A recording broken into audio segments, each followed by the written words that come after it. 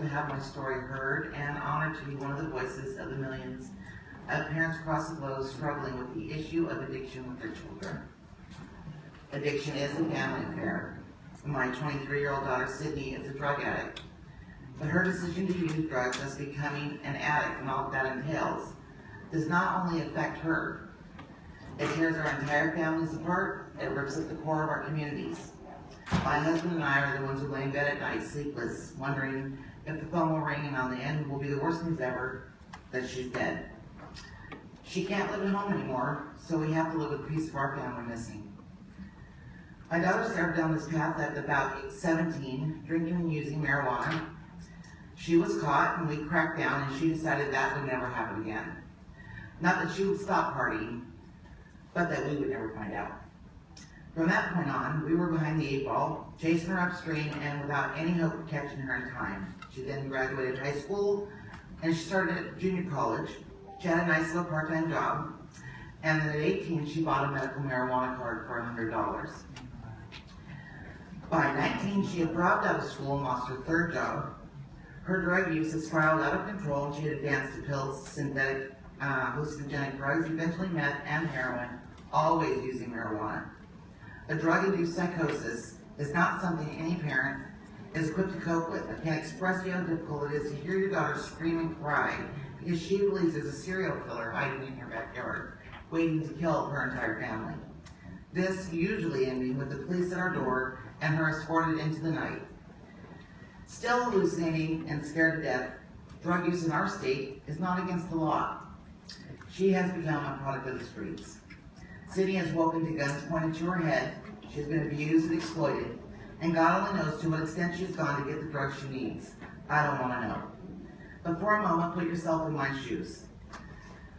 Remember the day that you heard you were going to have your first child. Remember the excitement when they were born. Think of all the things you hoped and wished for that child as you held them in your arms at night and watched them sleep. Then recall the first time you got that ache in your stomach when you realized the horrible things that could happen to your child. And how were you going to keep them safe? And then be me again. With your child over the age of 18, you have no reach, no protection for that child, and you realize that all your hopes and dreams have been doused. That every unimaginable terror you worried could happen has. For me, I had to turn around and do something for our family. I had to overcome the stigma and shame associated with raising a drug addict. I spoke out and called my daughter a drug addict publicly, and I did it with my head held high. She may be a drug addict, but addiction is not a choice. It is not who she is, it's where she is today. People start using for many different reasons, not all become addicts, but with the availability of cheap and easy to get drugs on the street, the number of addicts is rising, as is the death toll. It is unacceptable. Many of these addicts don't want to die, but are more afraid of living. As parents, we're helpless to do anything, and what we offer for rehabilitation in the U.S. for recovery is completely inadequate for the challenges they face to get clean and stay that way. According to a report from drugfree.org in 2010, drug use is on the rise in this country, and 23.5 million Americans are addicted to alcohol and or drugs.